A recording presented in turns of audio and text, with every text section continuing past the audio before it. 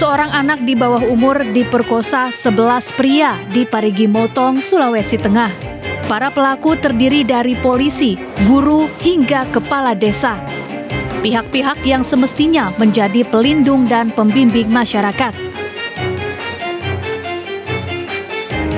Pemerkosaan dilakukan di lokasi dan waktu berbeda-beda sejak April 2022 hingga Januari 2023.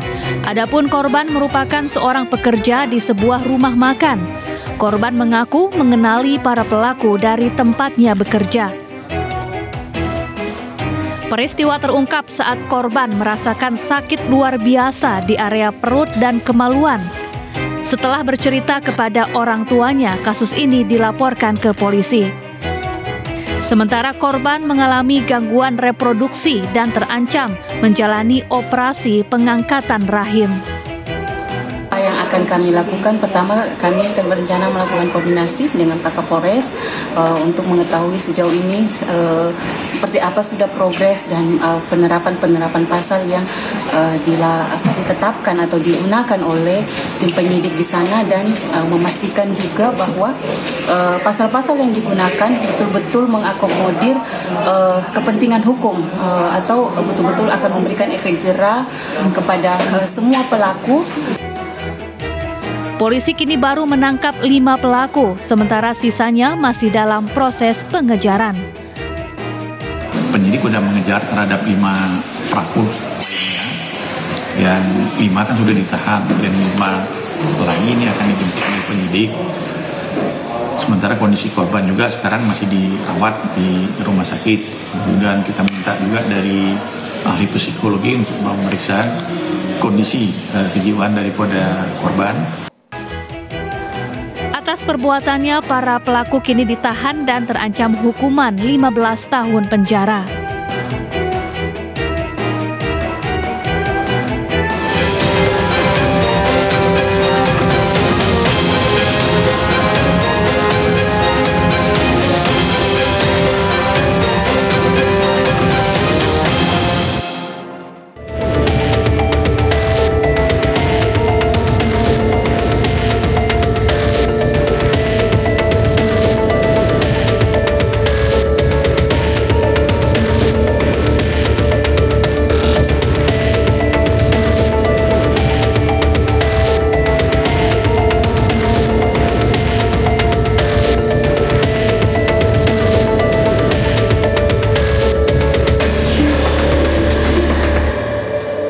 Selamat malam pemirsa.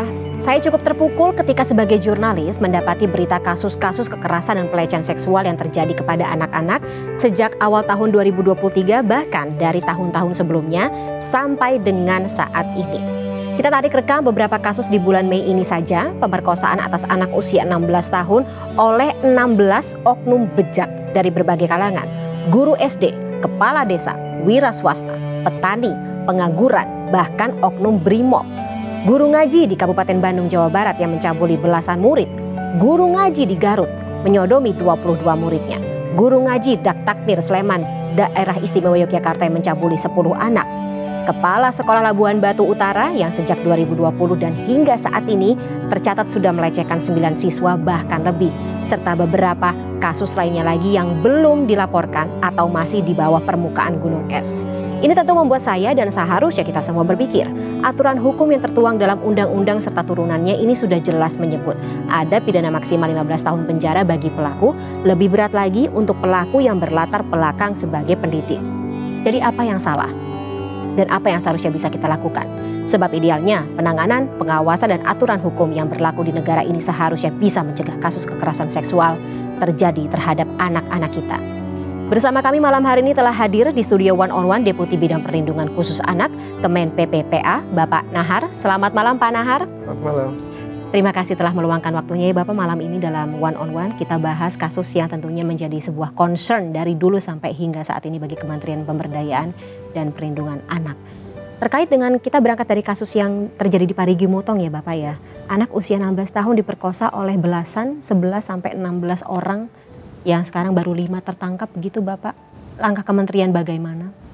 Ya, yang pertama tentu kita ingin pastikan bahwa setiap kasus yang muncul, apalagi korbannya perempuan dan anak, tentu menjadi perhatian kami gitu ya. Lalu kemudian bagaimana mekanisme menindaklanjutinya, tentu kami cek di TKP, di lokasi kejadian, sistemnya sudah berjalan atau belum, karena regulasi sudah dibuat, lalu kemudian sistem sudah dibangun. Maka setiap kali ada kejadian-kejadian seperti itu, maka kami tentu mengkonfirmasi, mengecek sistemnya sudah berjalan atau tidak.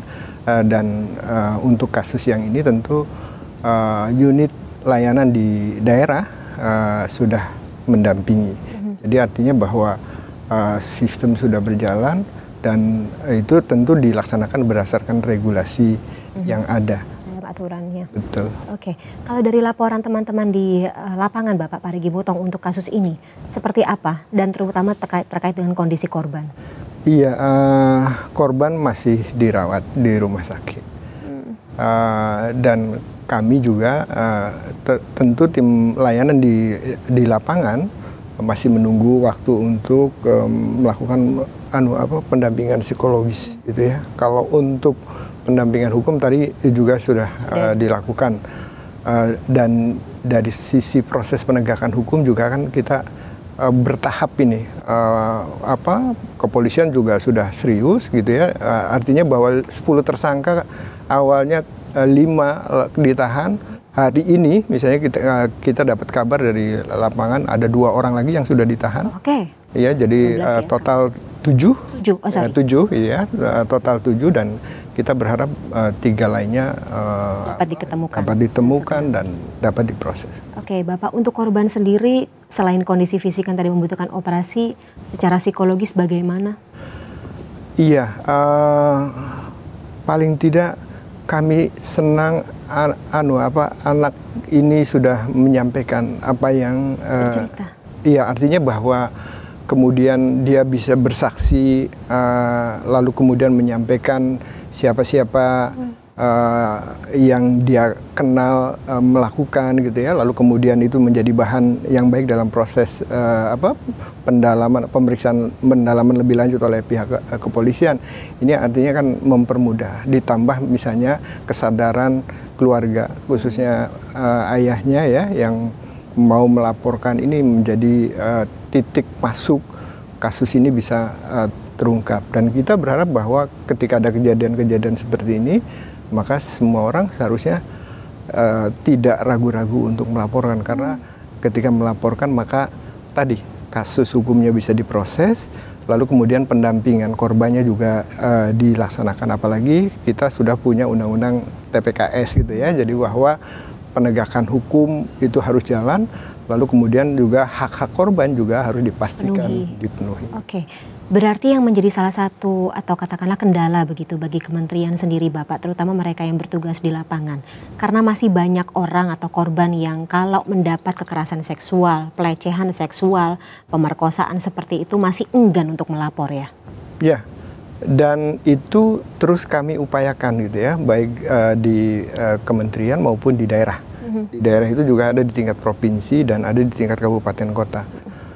Secara kebijakan umumnya, kita sistem kebijakan kabupaten kota layak anak itu terus dilakukan. Dan saat ini misalnya khusus Bapak layak anak. Iya, jadi kebijakan itu ingin memastikan bahwa pemenuhan hak anak dan memberikan perlindungan khusus kepada anak-anak yang tadi menjadi korban gitu ya, itu bisa dilakukan dengan baik. Oleh karena itu maka kebijakan ini kita dorong agar seluruh wilayah, seluruh kabupaten kota itu dapat melaksanakan dan memenuhi. Kalau itu bisa dilakukan, maka sesungguhnya berkontribusi terhadap upaya-upaya pencegahan. Namun demikian, kalau seandainya masih ditemukan kasus-kasus yang muncul, bukan berarti misalnya upaya itu gagal total. Tidak. Akan kelihatan bahwa upaya yang sungguh-sungguh itu, kemudian kasus muncul, maka daerah akan beda responnya, bahwa daerah yang siap itu adalah daerah yang sistemnya sudah terbangun. Contoh misalnya ketika ini kasus yang ini Parigi Motong, maka unit pelaksana teknis setempat itu sudah langsung bekerja. Iya, lalu kemudian juga kemarin Pak Kapolda dan jajarannya sudah menegaskan bahwa ini sudah dipastikan terkait dengan persoalan perlindungan anak.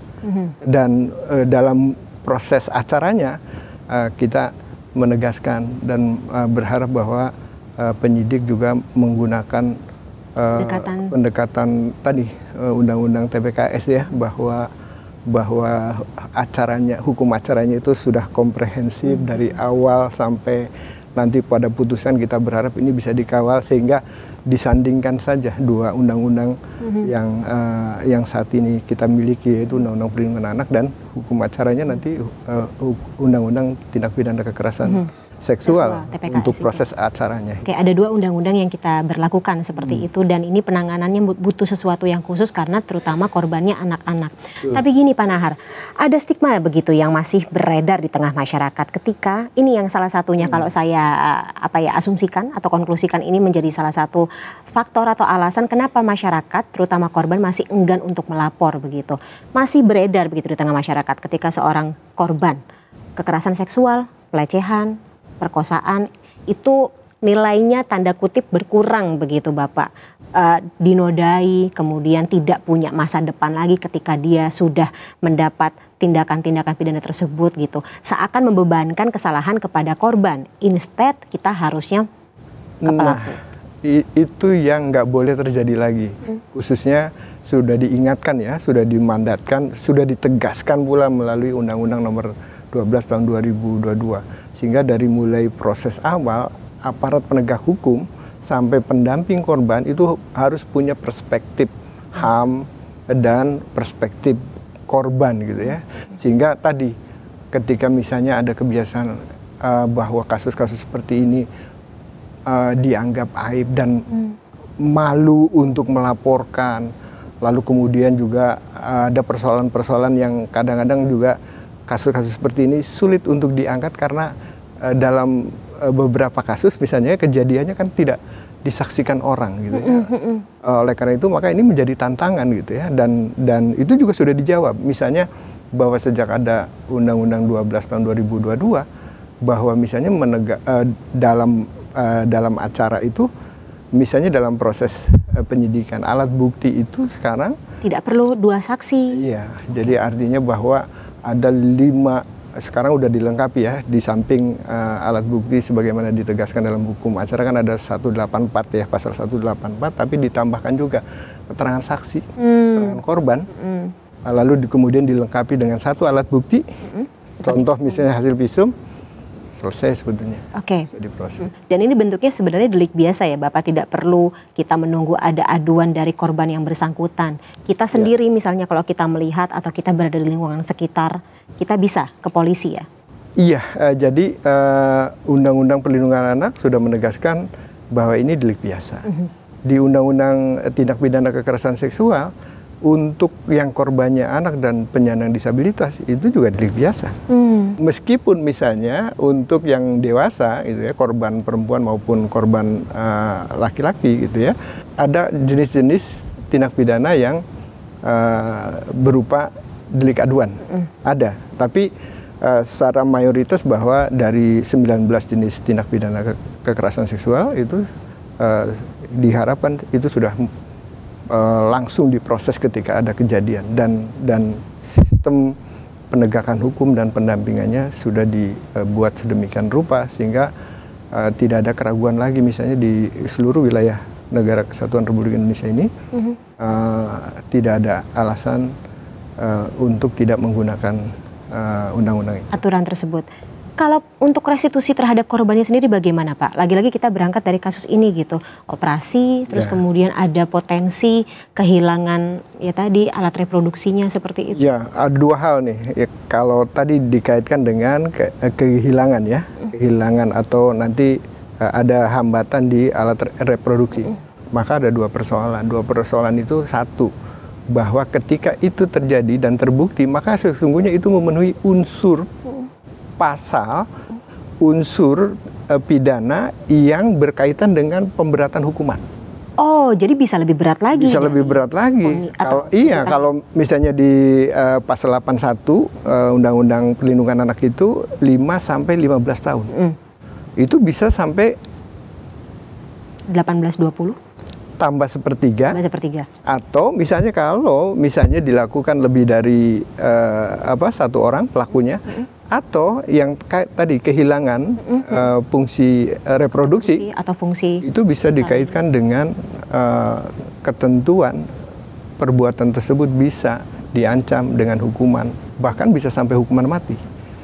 Oke, seperti yang terjadi dalam kasusnya Heri Wirawan di Bandung, Jawa Barat ya Bapak ya? Yang Bandung, lalu kemudian kakek yang ada di Maluku itu seumur hidup juga. Iya. Ya karena korbannya dari cucu, anak, dan saudara-saudaranya. Berarti sebenarnya ada begitu pidana yang membayangi para pelaku ini, kalau mereka melakukan ya akan diganjar hukuman yang sangat berat seperti itu. Iya. Tapi ya masih ada saja begitu ya Bapak ya? Ya artinya kalau ada yang berani nabrak itu ya dia akan berhadapan dengan ancaman yang berat itu gitu. Nah Undang-Undang 12 2022 sudah menegaskan bahwa kejahatan seksual ya kekerasan seksual ini itu sudah disetarakan hak korbannya misalnya dengan korban pelanggaran HAM berat. Oke. Dan juga korban kejahatan luar biasa. Tindak pidana terorisme. Terorisme. Sama-sama tindak kejahatan khusus begitu ya Pak ya? Luar biasa. Sebelumnya kan ini kejahatan yang serius, tapi dengan Undang-Undang 12 tahun 2022 naik level. Buktinya apa? Sebelumnya itu bahwa korban itu menggantungkan diri dengan hak restitusi dari pelaku. Tapi Undang-Undang 12 tahun 2022 bukan saja tergantung dari pelaku bisa atau tidak. Kalau tidak bisa, maka ada mekanisme kompensasi itu diberikan kepada korban. Oke, dari negara, dari mana Bapak? Iya, tentu ada nanti namanya dana bantuan korban. Bentuknya nanti kompensasi. Ketika misalnya pelaku yang harus membayar restitusi tapi tidak bisa atau hanya setengahnya tidak utuh, maka kekurangan dan untuk menutupinya bisa menggunakan kompensasi. Oke, ditambah dengan pidana yang berat begitu ya Bapak, yang lebih berat itu. Iya, betul. Nah, kalau misalnya pelakunya berasal dari kalangan pendidik begitu Bapak, ini kan pasti akan ada aturan tersendiri lagi nih, terutama ketika Bapak kemarin kita sempat berdialog ya Pak ya soal ini, dan saya sangat melihat dari ekspresi Bapak, kemudian ini concern yang sangat menjadi sebuah pemikiran tersendiri. Tapi kita bahas lebih lanjut di segmen berikut ya Pak Nahar ya. Pemirsa, One on One masih akan kembali, tetaplah bersama kami.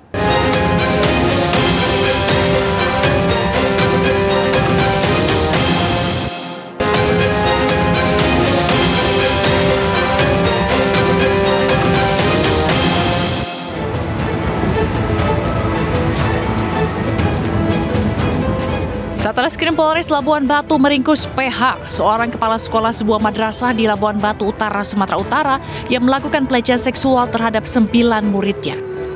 Terungkapnya kasus ini berawal dari laporan salah satu korban kepada orang tuanya. Modusnya ialah dengan meminta korban untuk memijat tersangka dengan membujuk hingga mengancam korban.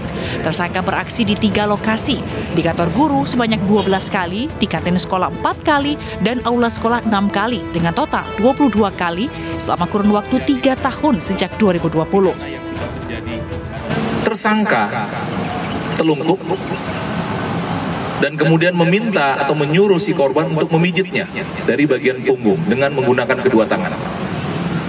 Tidak berselang lama, kemudian berbalik arah si tersangka. Dan dia menyampaikan, gimana caramu kau kusuk ini?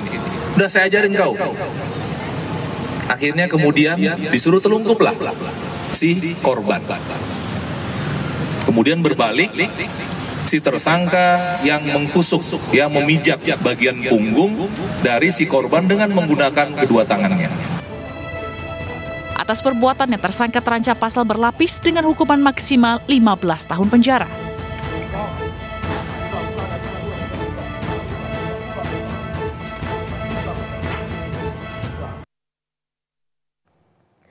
Baik Bapak, ini adalah pelaku yang kemudian kalau misalnya kita tarik lagi atau kita bisa konklusikan, kita persempit begitu kita fokuskan, pelaku yang melakukan kekerasan seksual ini berasal dari kalangan pendidik, institusi pendidik, yang kalau kita sebagai orang tua kan harusnya mempercayakan kepada para guru dan juga pendidik ini lingkungan untuk tumbuh kembang anak itu secara aman dan juga selamat, tapi ini malah disalahgunakan, Bapak.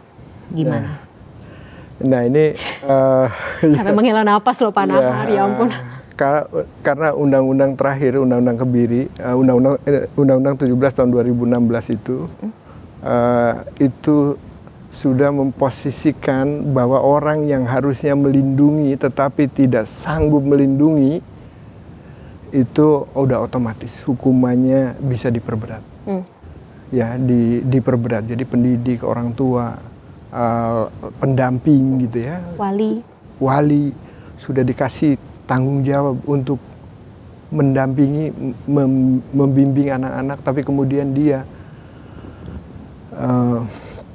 tidak amanah gitu ya, bahkan menjadi pelaku, ya nggak ada kompromi lagi, harus proses secara hukum dan berikan ancaman hukuman sesuai dengan peraturan perundang-undangan yang ada, dan kita berharap ini akan menjadi contoh agar yang lain tidak berani melakukan itu, karena kalau melakukan itu dia tahu ancaman hukum, konsekuensinya, ancaman hukumnya.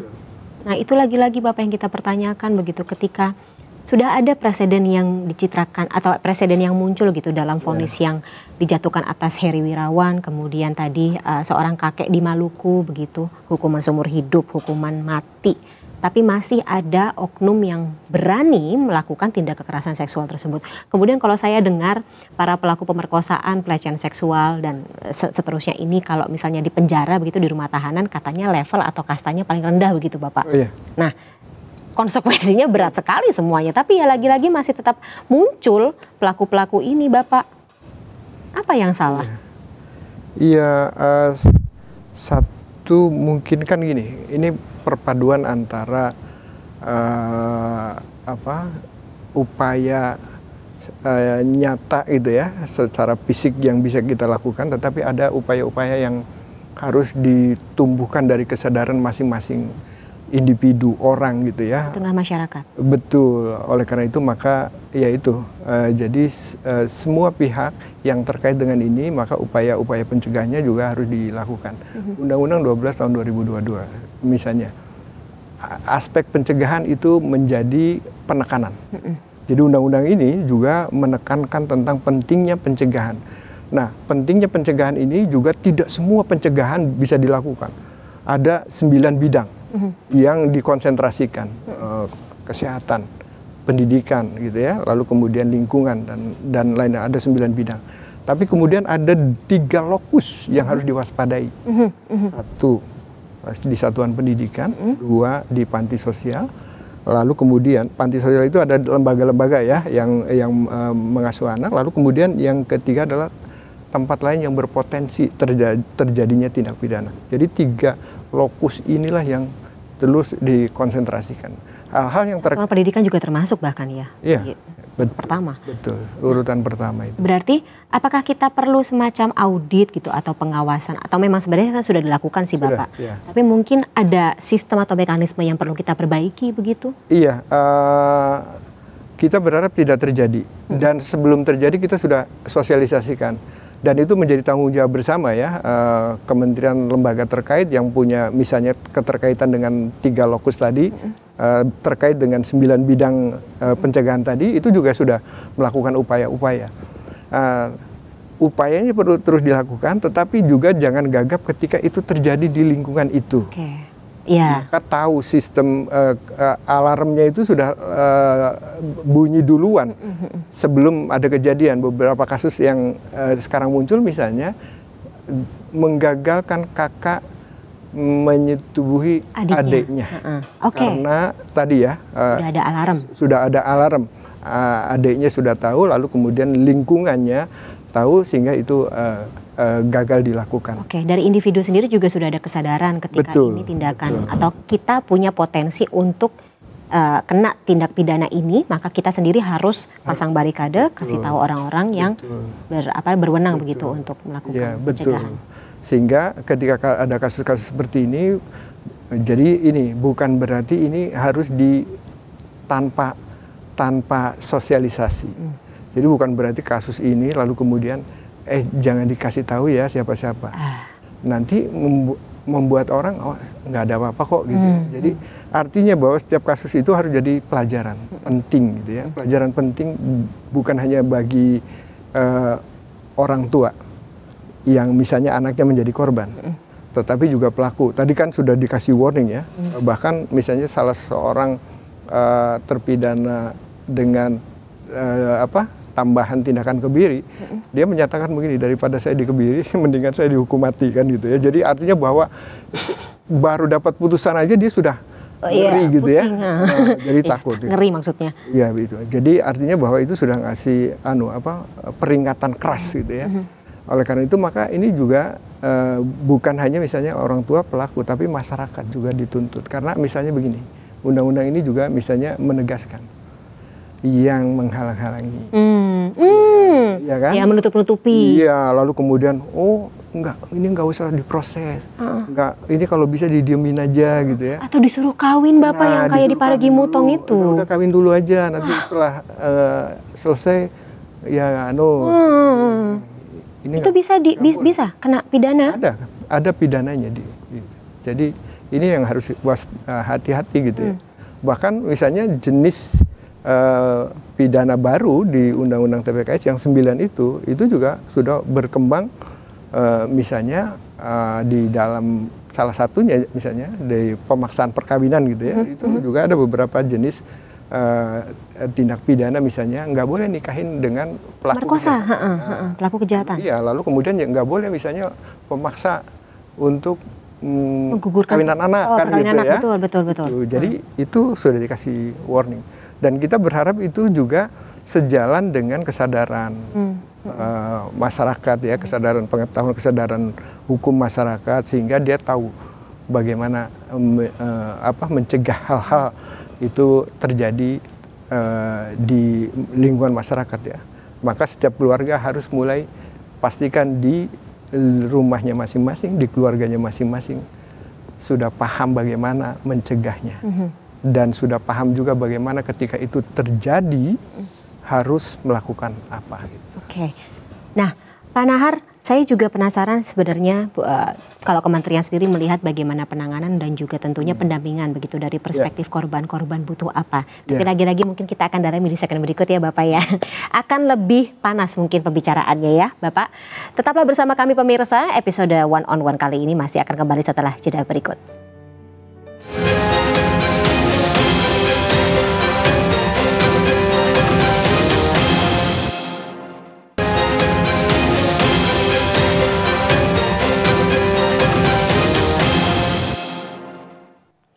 Terima kasih pemirsa, Anda masih bersama saya Fani Imaniar. Dalam segmen terakhir episode One on One kali ini kita masih akan tetap membahas terkait dengan maraknya kasus kekerasan seksual terhadap anak yang saat ini tentu saja menjadi concern kita bersama semuanya karena memang muncul warawiri di headline media massa.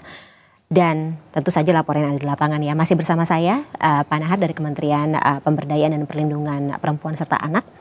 Pak Nahar, saya ada yang bikin saya penasaran begitu Bapak terkait dengan Bapak kan juga tentu saja ke lapangan begitu ya, bertemu dengan pihak-pihak terkait yang terlibat dalam kasus-kasus ini, terutama oleh pelaku. Apa sih yang Bapak rasakan begitu? Atau Bapak, apa yang muncul di pikiran Bapak gitu ketika Bapak melihat pelaku? Soalnya kalau saya jadi Bapak, saya pasti punya keinginan atau ingin sekali menindak pelaku di tempat gitu. Aksi main hakim sendiri sebenarnya terlintas dari di pikiran saya Bapak ketika melihat pelaku kekerasan seksual ini. Iya, jadi kasus seperti ini pasti langsung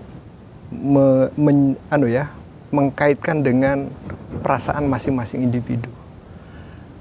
Karena sekali lagi ini penegasannya gitu ya. Setiap kali ada kejadian seperti ini, jangan pernah sekali-kali berpikir itu persoalan orang lain. Karena bisa jadi persoalan itu juga menimpa anak keluarga kita. Iya, katanya itu ada di luar sana gitu ya. Tapi kemudian banyak kasus misalnya yang terlaporkan itu ternyata kejahatannya itu bisa menembus dinding kamar. kekerasan seksual itu bukan berarti harus berhadap-hadapan.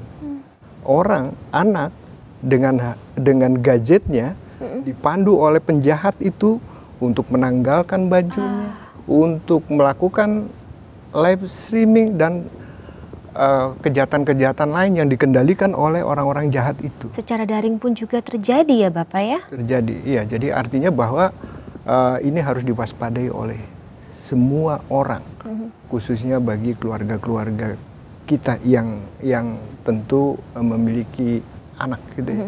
Oleh karena itu maka Undang-Undang Perlindungan Anak itu memberi prioritas terkait dengan konsentrasi untuk memastikan bahwa kejahatan terkait dengan pencabulan dan persetubuhan itu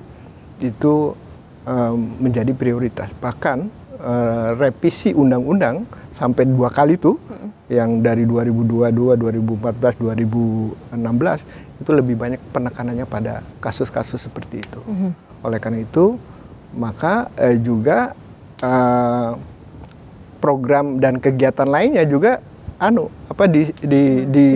dijalankan. Contoh misalnya di 2021 kita mengeluarkan, Pak Presiden mengeluarkan strategi nasional penghapusan kekerasan terhadap anak gitu. Sebelumnya juga membuat gerakan nasional anti kekerasan pada anak. Jadi artinya bahwa upaya ini terus kita lakukan, pencegahan terus dilakukan, tetapi ketika masih ditemukan kasus, sistemnya sudah berjalan dan kita berharap bahwa tidak kemudian menjadikan dampaknya itu bisa lebih buruk lagi. Gitu ya. Jadi mencegah itu lebih baik sebelum terjadi, tetapi kalau sudah terjadi juga harus diupayakan mencegah jangan sampai dampaknya lebih buruk lagi.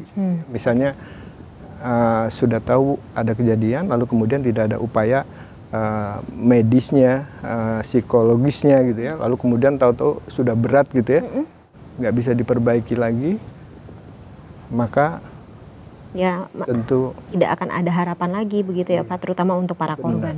Artinya bahwa generasi harapan kita sudah diputus karena kejahatan-kejahatan seperti ini. Jadi kita bicara mengenai subjektivitas begitu, mengenai rasa.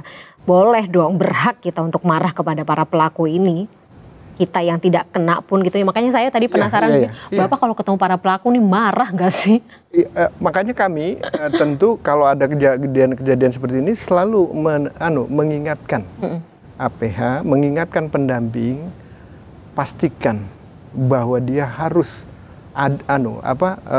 harus terlibat, setimpal, misalnya setimpal dengan apa yang dia lakukan. Gitu. Lalu kemudian juga yang kedua mengingatkan bahwa korban yang korbannya anak itu juga anak kita, maka harus ada upaya bersama gitu ya. Jadi artinya ketika misalnya orang tuanya nggak sanggup untuk membawa ke rumah sakit, lalu kemudian pemulihan psikisnya tidak bisa dilakukan karena keterbatasan dana, biaya dan segala macam, maka sistem harus sekarang ikut membantu. Maka unit-unit layanan kita bentuk sampai ke kabupaten. Jadi anak-anak korban ini ya anak-anak kita dan kita harus turut serta begitu ya Bapak ya. Kalau orang tua sanggup, silakan kita dampingi caranya. Tapi kalau misalnya karena keterbatasan tertentu, maka sistem di lapangan terdekat itu sudah bisa diaktifasi. Itu yang jadi salah satu katakanlah memperingan posisi dari korban tentu saja gitu. Walaupun memang ini tidak akan mengembalikan keadaan seperti semula begitu ya Bapak dan juga keluarga korban.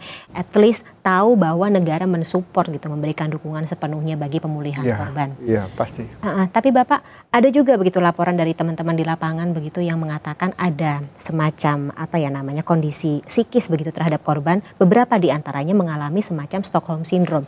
Stockholm sebenarnya untuk penculik Bapak. Tapi kalau untuk korban kekerasan seksual ini ada empati atau ada simpati begitu terhadap pelaku. Jadi memaafkan, terus kemudian ya sudahlah gitu. Kemudian ini mungkin bisa dilakukan atau opsi yang bisa diambil seperti tadi Pak menikahkan begitu. Iya, jadi susah juga ya Bapak ya. Maka di terobosan di undang-undang yang terbaru itu juga ada penegasan gitu ya. Jadi Artinya bahwa bukan berarti menghukum sekeras-kerasnya, seberat-beratnya itu kemudian itu selesai. Mekanisme yang kita acu di undang-undang yang terbaru itu nggak lagi misalnya hanya sekedar pembalasan, membalas. Bagaimana kalau pelaku setelah menjalani hukuman dia masih kambuh lagi? Iya, karena nggak pernah sembuh juga ya Bapak ya pelaku ini. Oleh karena itu maka ada mekanisme tadi kan, ada tindakan kebiri, pengumuman identitas, ada pemasangan alat pendeteksi elektronik kan gitu ya. Nah, artinya bahwa sekarang juga harus juga melalui pendekatan yang tadi, korektif, rehabilitatif kan gitu ya. Jadi basisnya bagi pelaku pun maka harus juga mendapat perhatian. Artinya bukan berarti kita ngapain misalnya pelaku dibela-belain, bukan itu.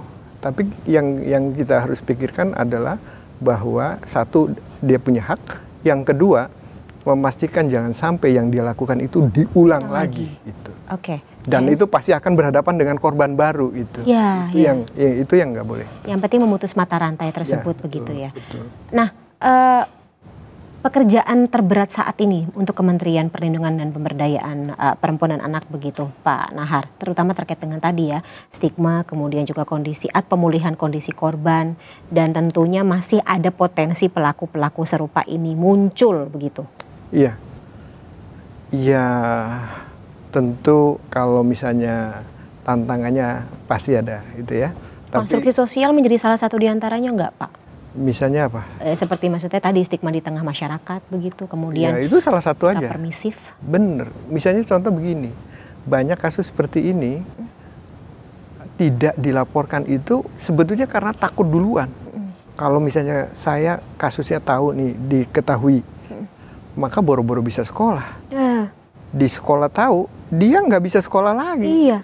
Semua mata melihat, semua ucapan mencibir gitu ya, membuli dan segala macam. Artinya bahwa ketika dia memaksakan sekolah juga mempersilahkan sekolah, dia mengikuti pelajaran, sama saja tidak dia kerjakan karena ada trauma semakin tersiksa. Dia datang ke situ. Oleh karena itu maka beberapa kasus, misalnya contoh yang kasus AG harus keluar. Lalu kemudian beberapa kasus yang terjadi juga harus keluar. Tapi sedikit misalnya praktek baik yang sudah ditemukan. Contoh misalnya kemarin Bu Menteri pernah mengunjungi satu kasus di mana sekolah, lingkungan masyarakat itu mendukung penuh anak ini tetap bisa sekolah.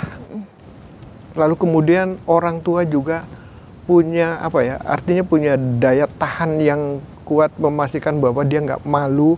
Dia ingin mengembalikan anak ini untuk bisa menyiapkan masa depannya gitu ya, sehingga kekuatan-kekuatan ini memberikan kontribusi bagi anak-anak kita untuk bisa kembali lagi menyiapkan masa depan lebih baik lagi. Oleh karena itu maka dengan praktek-praktek seperti itu kita berharap anak-anak kita bisa melanjutkan kehidupannya.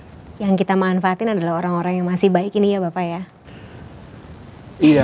Iya, dan tadi yang tidak baik tentu juga harus dengan cara tertentu agar dia kembali baik.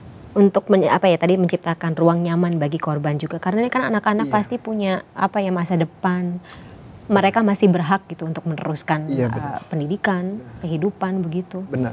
Jadi ini kembali lagi ke undang-undang yang baru, bahwa tidak hanya sekedar misalnya ini penegakan hukum dan upaya rehabilitasinya saja, tetapi juga mendorong terciptanya lingkungan yang aman dari kekerasan.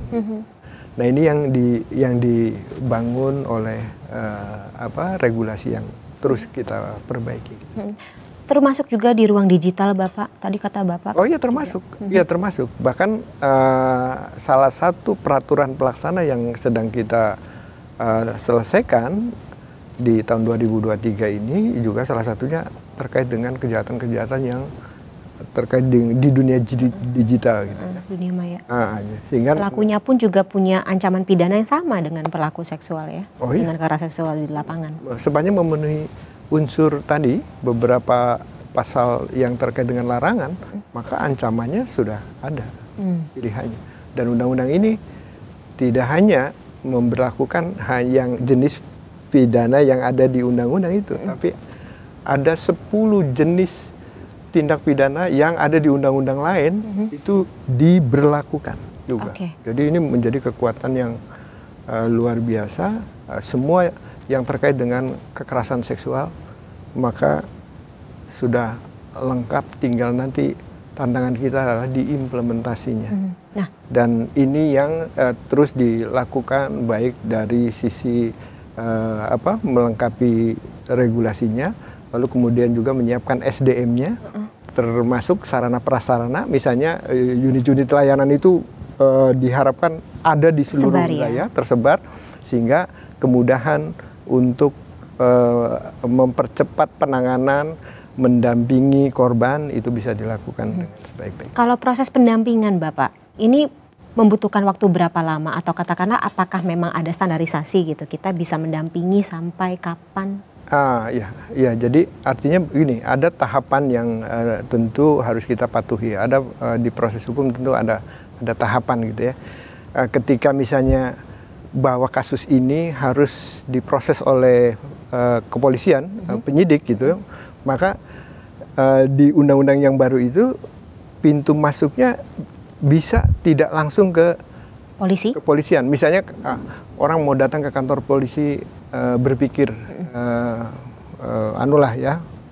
bisa nggak langsung ke sana gitu.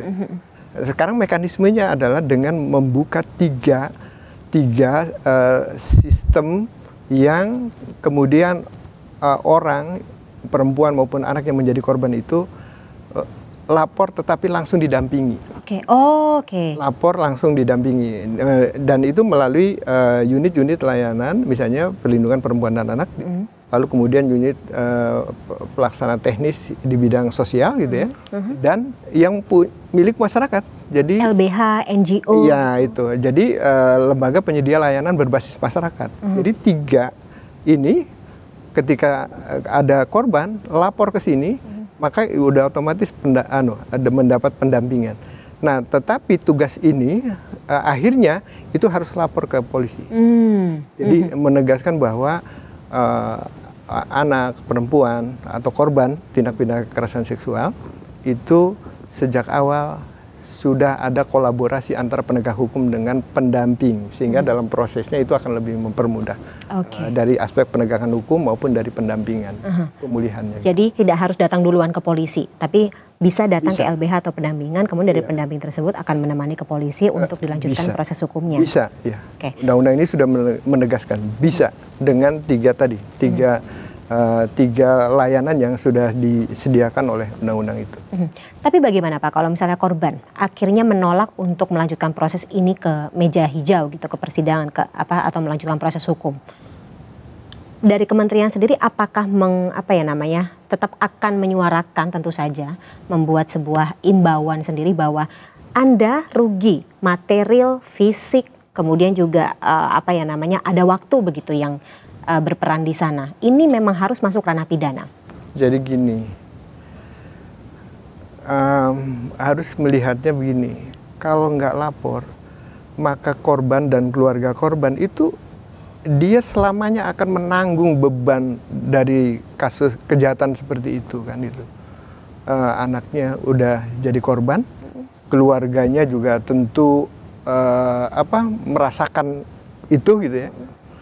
Ya harusnya sudah tidak ada lagi alasan untuk tidak melaporkan, karena melaporkan akan lebih bermanfaat ketimbang tidak melaporkan. Jadi melapor itu tentu tadi dia sebelum melakukan proses lebih lanjut sudah dapat pendampingan. Lalu kemudian dengan melaporkan misalnya ruang-ruang di mana dia juga mendapatkan layanan untuk pemulihan juga terbuka gitu ya. Lalu kemudian yang berikutnya juga bahwa ada hak-hak korban. Hak-hak korban yang sebetulnya bisa diusulkan. Dan itu sudah dimandatkan. Bisa dapat. Contoh yang tadi disampaikan bahwa korban kekerasan seksual itu ada hak korban. Misalnya dalam pemulihan itu bisa mengajukan restitusi. Atau dalam kondisi tertentu dia bisa mengajukan kompensasi gitu ya. Jadi artinya restitusinya yang diusulkan, tapi kemudian mekanisme akhirnya kalau restitusinya tidak bisa diselesaikan, maka ada mekanisme lain yang bisa digunakan dengan menggunakan kompensasi. Ini berarti yang harusnya lebih banyak disuarakan dan kemudian ini diturunkan begitu ke akar-akar rumput, ke keluarga, siapapun itu ya, supaya tidak tutup mata. Benar. Dan kita bantu para korban agar dia bisa kembali lagi. Bisa melaksanakan fungsi sosialnya, bisa menyiapkan masa depannya gitu. Dan itu harus didampingi dan harus menggunakan mekanisme yang sudah disiapkan. Kalau tidak lapor, kalau tidak ada upaya, maka kita khawatir generasi-generasi kita, generasi-generasi yang kemudian tidak mendapat perhatian gitu. Karena harus menanggungnya sendiri begitu ya Bapak? Menanggung sendiri, dan itu selamanya akan menang. Baik. Bapak, ini saya harap ini tidak hanya berhenti di tengah di dialog kita malam hari ini ya Bapak ya. Kita pekerjaannya cukup panjang, selain dari kementerian tentu saja harus mendapat sokongan dari banyak pihak stakeholder terkait.